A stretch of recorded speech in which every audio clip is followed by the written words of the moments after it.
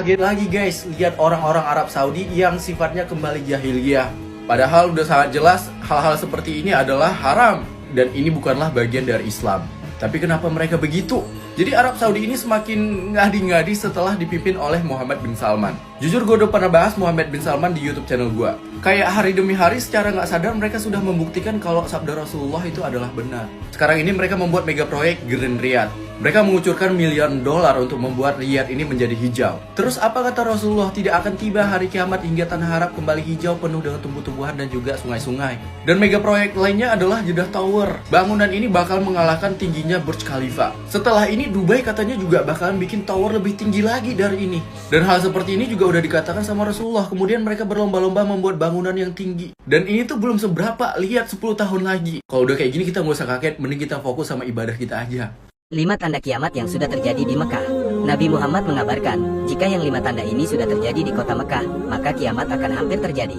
Yang pertama, berdirinya bangunan tinggi di Mekah. Anda bisa melihat bagaimana kota Mekah saat ini telah banyak berdiri bangunan-bangunan tinggi di mana-mana. Itulah tanda-tanda kiamat semakin dekat. Yang kedua, gunung di kota Mekah berlubang. Di kota Mekah dan Madinah, sekarang sudah banyak gunung-gunung yang berlubang dalam bentuk terowongan. Sejak pembangunan besar-besaran oleh dinasti Saud, Mekah dijuluki sebagai kota terowongan karena memiliki ratusan terowongan. Yang ketiga, bayangan Ka'bah tak lagi nampak. Sekarang bayang-bayang menara jam dari Hotel Royal Clock Tower Mekah memang sudah menutupi Ka'bah. Yang keempat, salju turun di Arab. Yang kelima, rumput dan tanaman hijau sudah tumbuh di padang pasir.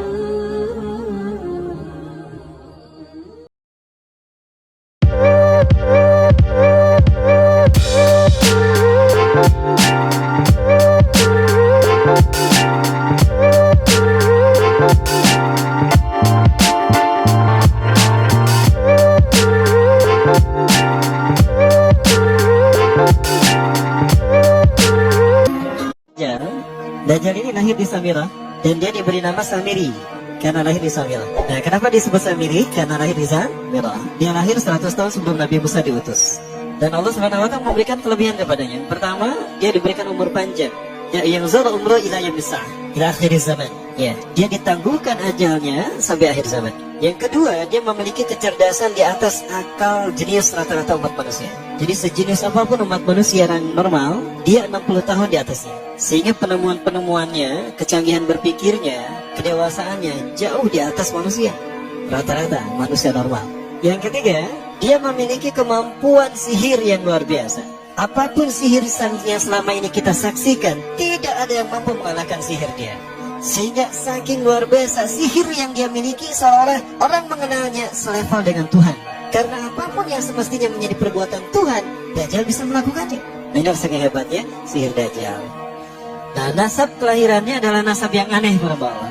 Dia lahir dari termasuk Bani Israel. Bani Israel ini keturunan Nabi Yakub. Yakub itu gelarnya Israel. Keturunannya disebut Bani Israel. Dari Yehuda. Yehuda ini adalah anak laki-laki dari istri pertama Nabi Yakub alaihissalam.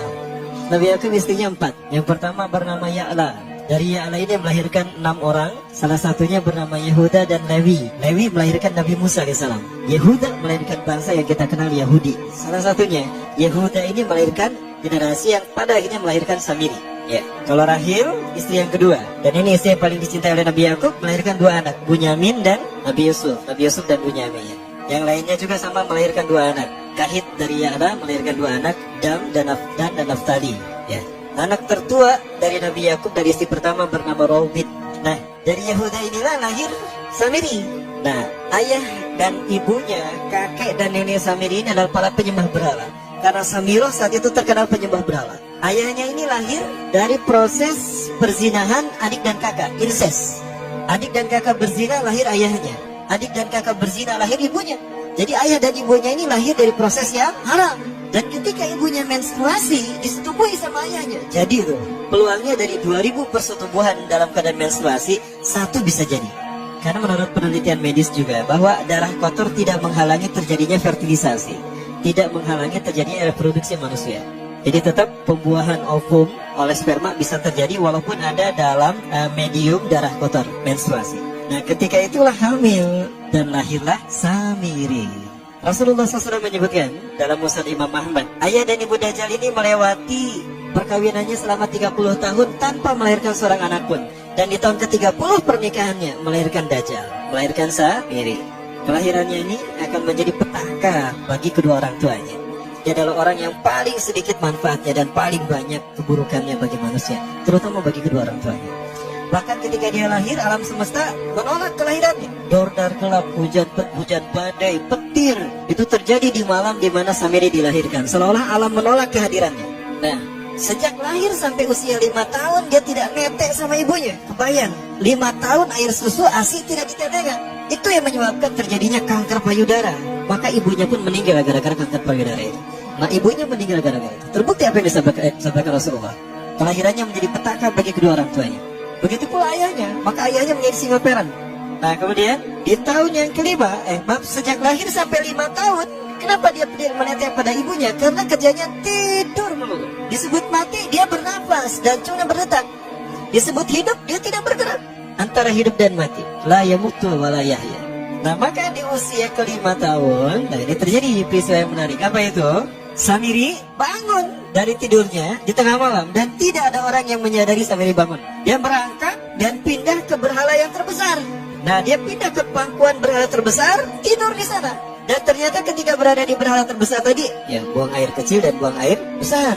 Besoknya itu adalah hari pemujaan kepada dewa-dewa mereka, bangsa Samirah.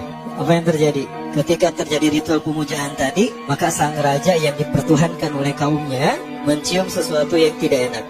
Bapaknya Samiri ini adalah tokoh agama paganisnya.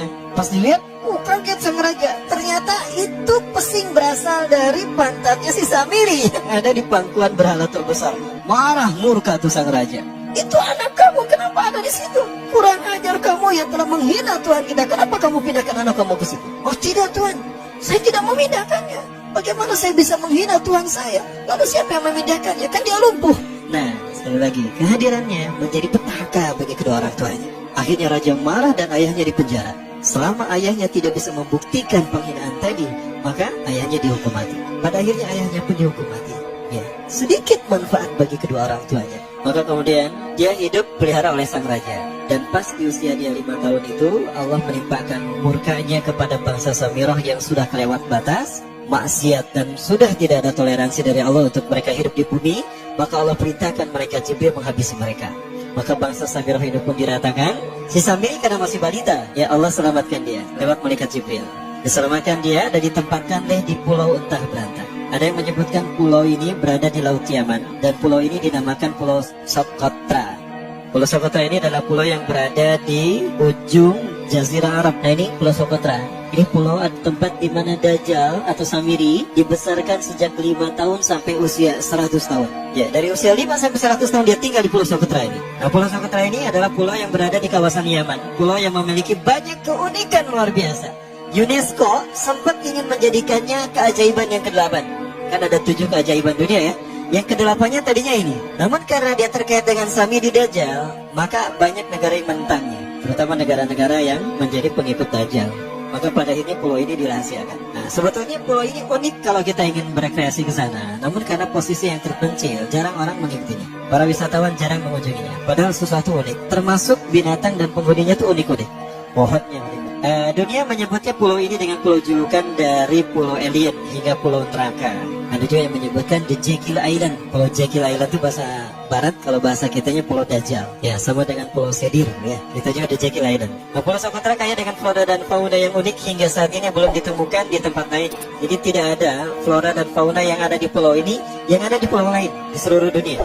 Hanya ada di pulau ini.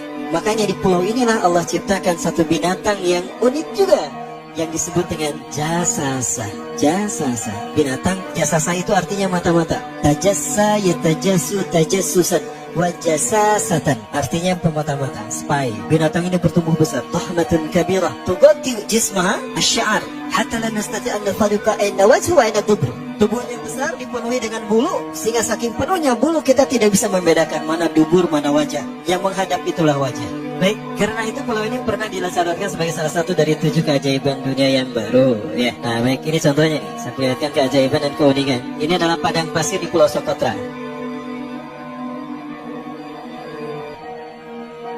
Ini burung, salah satu jenis burung yang bisa kita jumpai di Socotra. Dan ini kepiting unik, kepiting Pulau Socotra. Aneh ya, kepitingnya seperti itu. Ini laba-laba langka di Socotra, mirip tarantula. Dan ini pohon darah naga yang ada di Pulau Socotra juga. Nah, ini salah satu jenis pohon Dorstenia Socotra. Dan ini juga pohon yang lain, pohon Dendrosicyos Socotra. Ya, saya menyebutkan aja ya. Nah, ketika di pulau itu, sebelum bertemu dengan Nabi Musa, Samiri di pulau itu yang hanya tinggal dengan seekor binatang jasasa. Binatang jasasa ini memberikan beberapa hal kepada si Samiri ya. Allah Azza wa Jalla menciptakan binatang berbicara yang bernama jasasa. Dia di mana lahirnya, ajalnya, matinya sama dengan ajal Dajjal. Begitu pula muncul dan menghilangnya. Binatang inilah mengajarkan akidah tauhid kepada Samiri muda. Pelajaran ini kononnya ditulis oleh Jibril alaihissalam dalam bentuk panel-panel atau prasasti. Isi prasastanya panel 1. Yang ditulis oleh malaikat Jibril, panel 1 itu berisi kalimat la ilaha illallah, tidak ada Tuhan selain Allah. Ini dijelaskan oleh binatang jasasa. Yang kedua, panel kedua berkata Allahu wahid la syarikalah. Allah Maha Esa, tidak ada sekutu bagi Allah. Itu dijelaskan juga oleh binatang jasasa ini. Nah, binatang jasasa ini sekali lagi dia bertubuh besar. Kategorinya adalah kelasnya itu mamalia, genusnya mamalia. Cuma saya tidak tahu nama spesiesnya apa. Pada tahun 2017, akhir dari bulan Agustus di Filipina ditemukan binatang seperti ini. Ciri-ciri binatang ini nyaris sempurna seperti ciri-ciri binatang jasasa yang disebutkan Rasulullah terkait dengan binatang yang memata-matai Dajjal. Tubuhnya penuh dengan bulu. Ini disebutkan dalam surat An-Naml ayat 82. Ya, binatang ini seperti ini dan dia tidak pernah jauh dari laut karena dia selalu ingin membasahi tubuhnya dan dia pun makan dari makanan ikan laut. Maka dia tidak pernah jauh dari pantai. Seperti ini. Nah, binatang inilah yang mengajarkan prasasti mengajarkan akidah tauhid kepada Samiri muda. Yang ketiga, engkau diurus oleh Jibril. Karena itu janganlah engkau mengkhianati janjimu dengan Allah. Hanya engkau saja di pulau ini. Panel yang kelima, makanlah dan nikmatilah makanan minuman yang menjadi rezeki dari Allah sesuai kehendakmu. Keadaanmu dengan tasbih keesaan Allah kepadanya, yaitu dengan melaksanakan sholat yang diwajibkan kepadamu. Allah lah sang raja, Allah yang Maha Esa. Dia tidak berayah dan tidak pula mempunyai anak. Allah Tuhan Tuhan yang maha besar dan maha agung. Dialah yang maha raja. Ada 7 panel. Panel yang ke-7 bercerita tentang Nabi Muhammad. Panel yang ke-6 itu bercerita tentang nabi-nabi. Dan khusus panel yang ke-7 cerita tentang Nabi Muhammad. Jadi Dajjal sudah tahu, Samiri sudah tahu bahwa akan diutus Nabi Muhammad di akhir zaman. Dan itu Nabi yang terbaik. Makanya dia iri. Nah, selesai panel ini disampaikan, maka binatang jasasa berkata, wahai Samiri, saksikanlah aku telah menunaikan innani qad fa'altu ma umirtu min Rabbi. Demi Allah, saksikan aku sudah menunaikan apa yang diperintahkan padaku, kata binatang jasasa. Maka sekarang adalah perintah terakhir, yaitu pertanyaan dariku untukmu. Hal tu'minu billah, apakah kau beriman pada Allah? Wa bima unsila ilaih, dan dari apa yang diturunkan kepada nabi-nabinya, kepada Jibril maksudnya. Famadal jawab dia Samiri. Apa jawabanmu hai Samiri? Samiri tidak menjawabnya. Lama ditunggu-tunggu, Samiri tidak menjawabnya. Sehingga binatang ini pun pergi dengan menjerit, dengan jeritan yang membuat Samiri ini pekak telinganya. 2 kali lagi datang lagi kembali kepada Samiri dan berkata binatang jasasa, ya Samiri, famadal jawab. Hal tu'minu billah, in tu'minu billah, fatakunu mu'minan ajaba imanika ila yaumil qiyamah. Jika kau beriman kepada Allah, maka sungguh kau akan menjadi mukmin yang menakjubkan imannya. Inna ajalaka ukhirat ila akhir zaman. Sesungguhnya ajalmu ditangguhkan sampai akhir zaman. Jika kau beriman pada Allah, kau akan menjadi mukmin yang menakjubkan. Fa in lam tu'min billah, tapi jika kau tidak beriman kepada Allah, wa bima unsila ilaih, dan apapun yang diturunkan pada Jibril, innaka minal mulqanina ila yaumil qiyamah, dan kau terkutuk sampai hari kiamat nanti. Tidak juga dijawab. Pergi lagi binatang jasasa tadi sambil memekikkan suara yang pekikan yang keras. Yang ketiga kali yang terakhir dia bertanya kembali. Dan apa jawaban Samiri? Hei jasasa binatang buruk rupa, lihat di pulau ini tidak ada siapapun kecuali kau dan aku. Dan yakinilah kalau panel ini bukan tentang Allah yang di langit sana, tapi yang disebut Allah itu saya. Hei jasasa, akulah Allah itu. Oh, dia menjerit dengan jeritan yang makin keras. Sampai si Samiri pun menutup kedua telinganya. Sejak saat itulah binatang itu pergi dan berkata, Innaka Dajjal, innaka Dajjal, innaka Dajjal. Engkau adalah pendusta, engkau adalah pendusta. Pendusta sampai hilang suaranya. Di saat itulah Samiri mendapatkan gelar Dajjal. Jadi siapa nama asli Dajjal? Samiri. Dajjal artinya Al-Kazab, pendusta, bukan singkatan kali.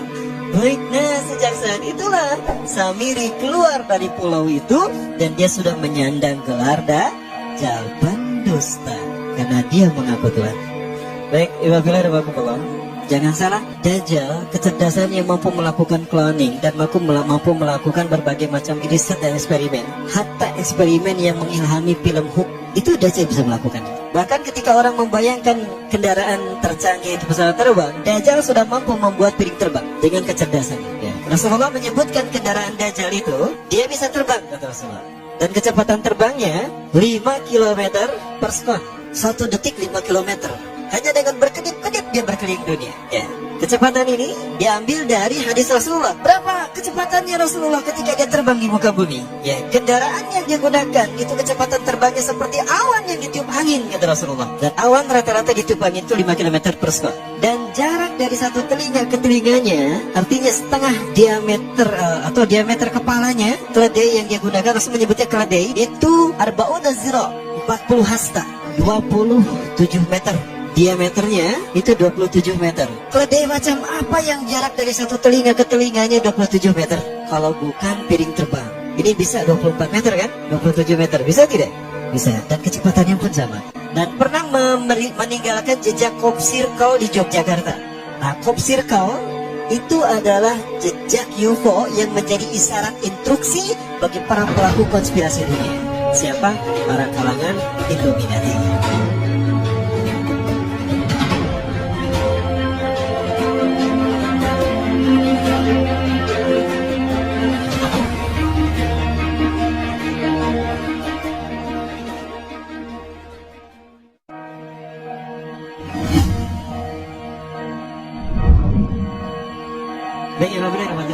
Di dalam Al-Quran, Dajjal tidak disebut secara eksplisit. La yuzkaru Dajjal qat'an fil Quran. Dajjal tidak disebut secara qat'i di dalam Al-Quran. Kenapa? Yang namanya fitnah tidak disebut secara qat'i. Adapun dibahas secara detail itu di dalam hadis. Maka posisinya sama kuatnya dengan Quran. Karena fungsi hadis terhadap Quran itu ada 3. Yang pertama, bayan ta'kid. Apa itu bayan ta'kid? Fungsi hadis menguatkan hukum atau penjelasan nas yang ada dalam Quran. Yang kedua, fungsi hadis terhadap Quran adalah bayan tafsir wa tafsir. Bayan tafsir artinya menjelaskan apa yang ada dalam Quran. Sesuatu yang tidak dibahas secara mendetail dalam Quran, dibahas secara detail di dalam hadis. Maka dirinci oleh hadis tafsir. Nah, fungsi yang ketiga dari hadis terhadap Quran adalah bayan tasyri', yaitu fungsi hadis dengan menetapkan hukum yang tidak dibahas di dalam Al-Quran. Nah, di dalam Al-Quran ada beberapa ayat yang menurut para ulama ini terkait dengan Dajjal. Nah, peristiwanya adalah terkait dengan peristiwa Nabi Musa dan Samiri. Ya, di dalam Quran surah Toha disebutkan di dalam beberapa ayat. Yang pertama ayat 84. Alhamdulillah minasyaitonirrajim. Wa ma ajalaka an qaumika ya Musa.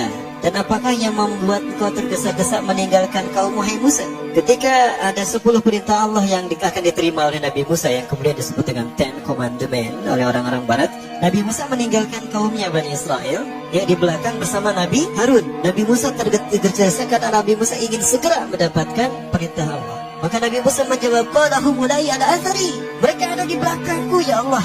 Wa ajiltu ilaika rabbi litardo, dan aku menyegerakan diri padamu ya Allah agar kau ridho kepadaku. Aku ingin segera memenuhi perintah. Nah, itu yang dijawab oleh Nabi Musa. Maka Allah kemudian menerangkan kepada Nabi Musa. Nah, ini ayat 2 ayat yang berikutnya.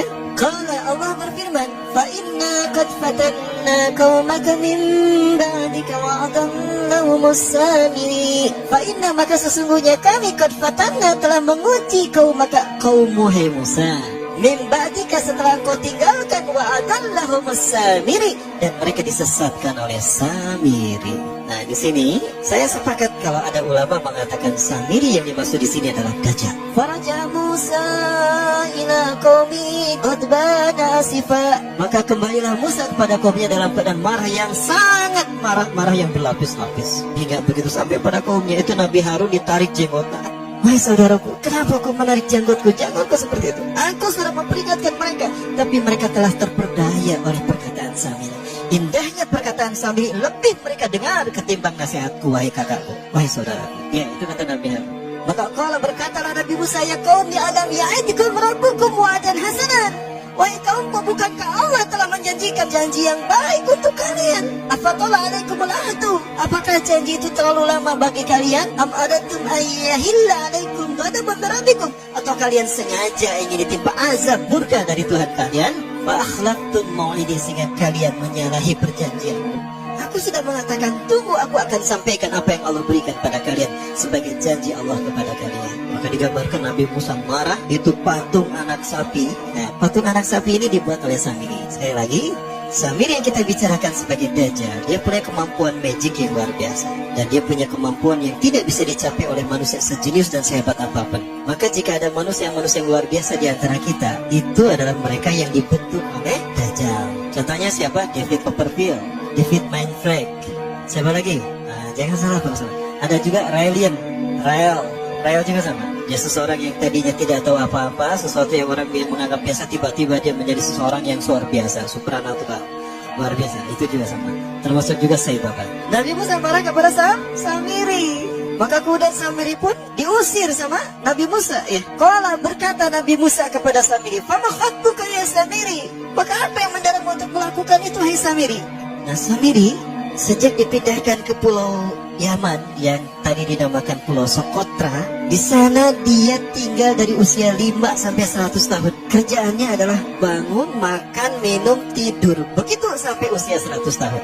Ya, dia tidak melakukan aktivitas lain. Ketika dia bangun, malaikat Jibril sudah menyiapkan makanan dan minuman di sampingnya. Dimakan dia. Nah, sampai usia 100 tahun baru dia melek, baru dia sadar, memikirkan tentang dirinya. Oh, di mana saya? Ternyata saya sudah sebesar ini. Tapi tidak ada siapapun kecuali dia dan binatang jasasa. Binatang jasasa Allah ciptakan, Allah lahirkan berbarengan dengan lahirnya Samiri. Karena tugasnya adalah untuk memata-matai Samiri, maka disebut jasasa, pemata-mata. Dan dia menghilang berbarengan dengan menghilangnya Dajjal, dan akan muncul lagi berbarengan dengan munculnya Dajjal. Malaikat Jibril selama Samiri tidur, dia memegang pena. Tapi penanya itu kayak tongkat sihir. Nah, dia punya tongkat. Nah, tongkat itu sebetulnya adalah pena yang digunakan malaikat Jibril menuliskan beberapa pena. Termasuk juga Sai Baba. Pernah melihat Sai Baba, Bu? Belum? Baik, kita lihat sebentar. Siapa Sai Baba, ya? Beberapa ciri-ciri Dajjal ada pada Sai Baba. Yang pertama, Rasulullah SAW menyebutkan, apabila engkau melihat Dajjal, maka aku akan melihat di kepalanya sesuatu mirip mahkota. Saya berpikir, mahkotanya seperti apa? Jangan-jangan ini nih, Bekele, itulah mahkotanya. Oh betul, jangan salah. Rambutnya itu mahkota Dajjal. Kemudian dari tatapan, aura tatapan matanya adalah sihir. Maka siapapun yang terkena tatapan, pas tatapannya bertemu, itu maka dia ada dalam kendali Dajjal. Hatinya ada dalam genggaman Dajjal. Lihat mata saya. Dan Sai Baba selalu menggunakan pakaian yang digunakan oleh Nabi Isa, kata Rasulullah nanti. 3 warna, celupan warna merah, orange, kuning, dan putih. Sai Baba selalu menggunakan itu. Para pengikut Sai Baba banyak tersebar seluruh dunia. Terbesar kalau di Indonesia ada di Magelang, Jakarta, Surabaya. Pemimpin, para pengikut Sai Baba disebutnya Deputi. Pemimpin Deputi Indonesia, pengikut Sai Baba adalah pemimpinnya Anand Krishna. Pernah mendengar Anand Krishna ya? Masih hidup Anand Krishna? Anand Krishna ini adalah pemimpin pengikut Sai Baba. 20 ciri-ciri Dajjal ada pada Sai Baba. Nah, kemudian ada pesawat di Venezuela ketika take off, baru 2000 atau 3000 kakian itu terjadi turbulensi. Ya, pilotnya sudah pasrah saja. Kopilotnya keluar dan berkata, siapa di antara kalian yang menjadi pengikut Sai Baba? Ternyata pramugarinya, saya. Cepat berdoa untuk Sai Baba, minta kepadanya agar dia menolong kita. Maka dia kemudian masuk ke ruangan tertentu, dia berdoa kepada Sai Baba. Entah gimana doanya. Maka seketika itu pula turbulensi hilang dan pesawat itu normal kembali dan bisa mendarat di tempat tujuan, landing dalam keadaan aman. Nah, ini Sai Baba. Berikutnya juga, ya, masih terkait Sai Baba. Ada seorang janda punya anak 4. Dia datang pada Sai Baba dan berkata, wahai Sai, Anda adalah Tuhan kami, Anda Tuhan saya. Saya seorang janda sudah 4 tahun ditinggalkan oleh suami saya. Saya punya anak 4, kami miskin Sai. Kami ingin merubah hidupnya. Anda adalah maha kaya Tuhan kami, tolong kami beri karunia. Sai Baba hanya menggerakkan tangannya, maka emas keluar dari tangannya. Diberikan pada wanita janda tadi. Ada seorang syekh dari Arab ingin menghujah Sai Baba. Ingat Rasulullah pernah berkata, Ketika kalian melihat Dajjal, lari menjauhinya. Jangan kalian mendatanginya, karena sekuat apapun hujah kalian, jika kalian tidak yakin dengan keimanan kalian, kalian akan menjadi pengikutnya. Akan ada seseorang ketika Dajjal muncul, dia datang menghampiri Dajjal. Yahujja bihujatihi, dia menghujah dengan kemampuan pikirnya. Fasara tabi'an lahu haqqa tabi'in. Ternyata dia menjadi pengikut Dajjal yang setia. Ini terjadi pada Sai Baba, seorang syekh dari Arab Saudi. Maaf, dari Timur Tengah. Saya tidak sebut Arab Saudi ya, keceletot. Datang menghampiri Sai Baba. Sai Baba berkata begini, kamu ragu saya Tuhan kamu? Coba apa yang bisa dilakukan Tuhanmu, saya akan melakukannya. Maka apapun yang diminta oleh Syekh tadi, Sai Baba melakukannya. Maka apa yang terjadi? Syekh tadi menjadi pengikut Sai Baba yang setia. Baik, kita masih bicara Sai Baba. Penuh sihir kan tatapannya ya? Begitulah Dajjal. Dajjal lebih dahsyat daripada ini. Suatu saat Sai Baba pernah diundang ke Amerika. Sekelompok petinggi militer Angkatan Darat Amerika kehilangan sebuah dokumen. Dan yang tahu hanyalah seorang jenderal yang bernama Conner. Jenderal Conner ini sudah meninggal. Maka dipanggillah Sai Baba. Ketika Sai Baba datang ke jasad Jenderal Conner, dia menaburkan tepung vibuti. Nanti saya perlihatkan tepung vibutinya insyaallah. Ya. Menaburkan tepung vibuti yang langsung keluar dari tangannya, entah dari mana. Maka dengan cara diusap, sebagaimana Nabi Isa AS membangunkan jasad yang sudah mati. Maka apa yang terjadi? Jenderal Conner bangun. Maka ditanya, di mana arsip itu? Oh, arsipnya di sana. Dia pergi, diantar pakai mobil, dibukakan arsipnya. Ketemu arsipnya. Itu jin yang masuk ke dalam tubuh Jenderal Conner. Kalau Nabi Musa alaihissalam menghidupkan yang sudah meninggal dalam kisah sapi betina Al-Baqarah, itu nyata betul-betul hidup. Di mana dipukul dengan sebagian dagingnya kan? Fatribuhu bi ba'diha. Pukul dengan sebagian dagingnya. Itu betul-betul hidup. Nah, dia pernah melakukan apa yang semacam hal itu ya. Jenderal Conner pun bangun. Kemudian ada hal yang menarik lagi tarik ketika Sai Baba. Saya coba perlihatkan tepung vibuti yang dia keluarkan, yang dengannya dia menyembuhkan orang yang buta, ya, menyembuhkan orang yang sudah membangunkan orang yang sudah mati. Tapi sekali lagi ini biiznillah, dengan izin Allah, Allah mengizinkan kepadanya untuk melakukan itu sebagai sebuah istidraj, rangsangan, ya. Apakah dia mau bertobat atau kembali kepada Allah Subhanahu wa taala? Sebelum ini muncul, ya ini agak lama.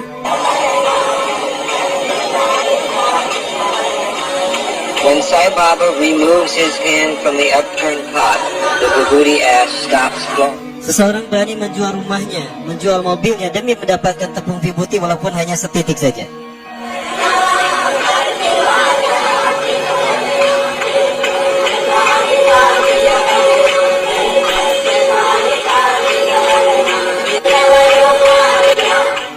Coba dilihat, tepung itu gak habis-habisnya. Inilah sihir dia. Nah ini, dia ketika mengeluarkan emas. Itu tepung vibuti yang dia keluarkan. Ini ketika masih muda.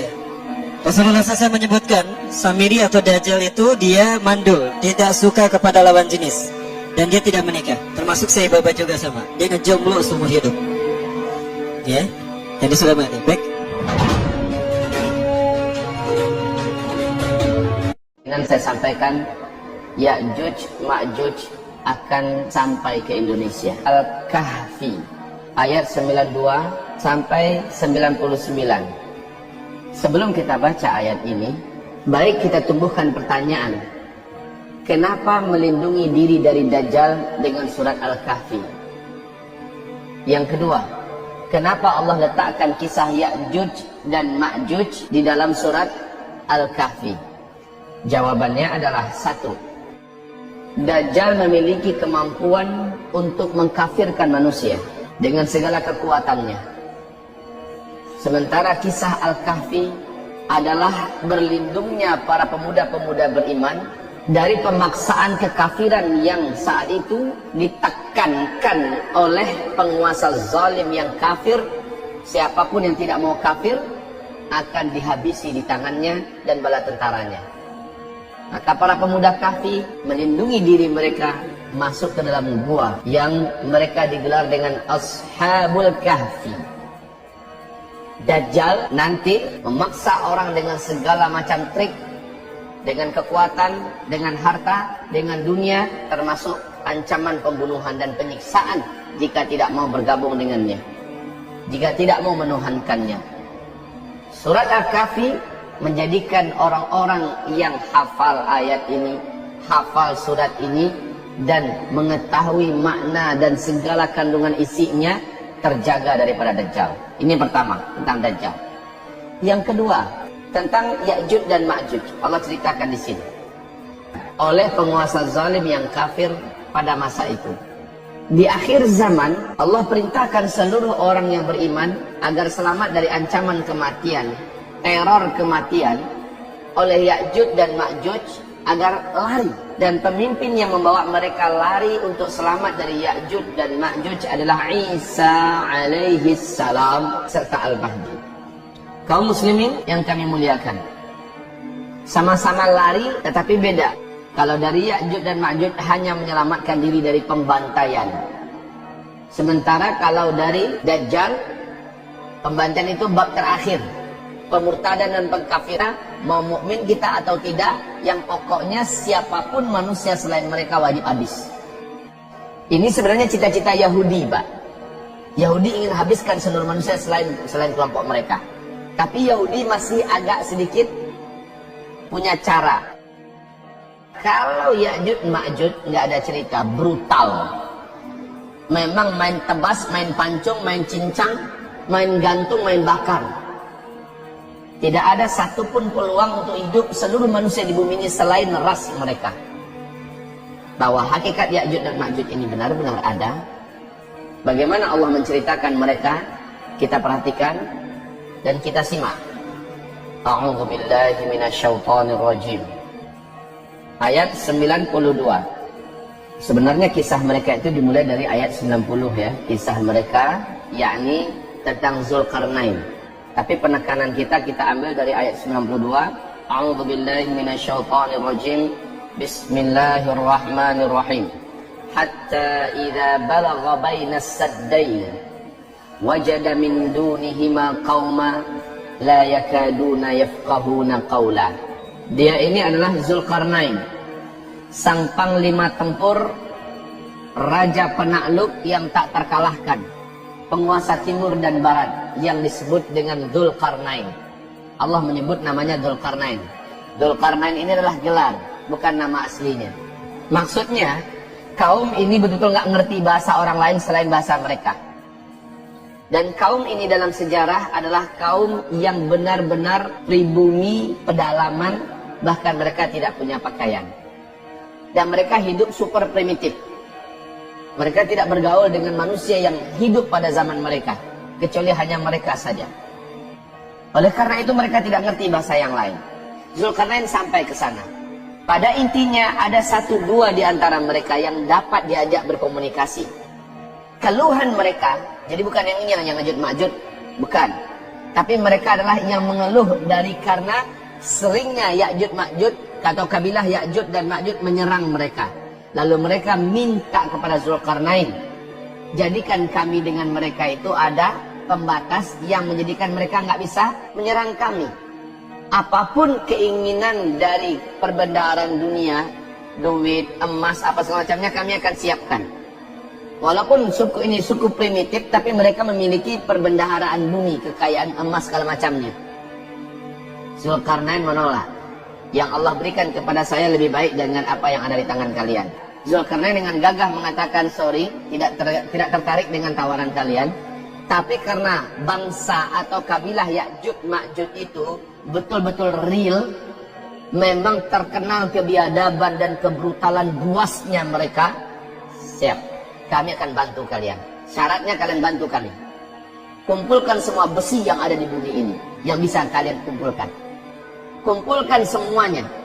Kemudian Zulkarnain mulai membuat cetakan untuk di mana dia akan ngecor dengan besi. Subhanallah. Orang ngecor dengan semen, ini ngecor dengan besi. Nggak tanggung-tanggung antara dua gunung. Gunung ini sama tingginya. Jadi dari puncak gunung ini ke puncak gunung ini, di sini dibuat cetakan. Di sana nanti akan dicor dari atas. Apa teknologi yang digunakan Zulkarnain? Makanya jangan dikatakan teknologi kita ini udah puncak, Pak. Zaman dulu teknologinya Allah menyebutkan dalam Al-Quran yang belum pernah kemampuan mereka sampai oleh kamu sampai hari kiamat. Jangan katakan bahwa kita sudah ada di puncak teknologi sekarang. Allah telah pernah menaikkan manusia di puncak teknologi, Allah hancurkan. Allah naikkan ke puncak teknologi, Allah hancurkan. Dan Allah berkata, teknologi yang ada pada mereka lebih baik daripada yang ada pada kita. Ya'juj dan Ma'juj ini sekali lagi nggak peduli. Ketemu binatang, binatang mereka tangkap, dan binatang itu mereka jadikan makanan mereka. Ketemu manusia, mau kecil, mau tua, wanita, laki-laki, pasti mereka cincang, mereka bantai. Dan kejahatan Ya'juj dan Ma'juj ini saking terkenalnya, sampai-sampai tidak ada satupun manusia yang sanggup melawan dan mengalahkan mereka saat itu.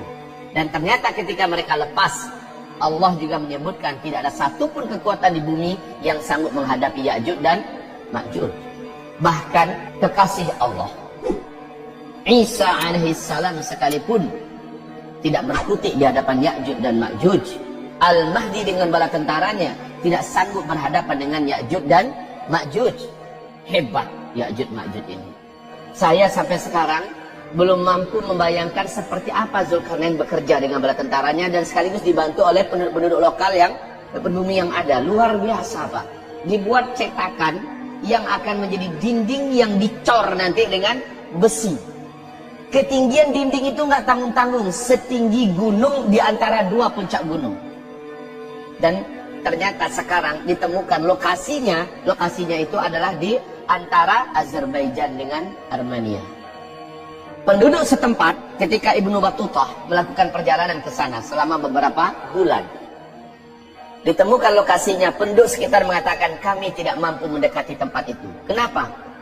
Setiap kali kami berusaha mendekati tempat itu, seluruh bulu roma kami berdiri.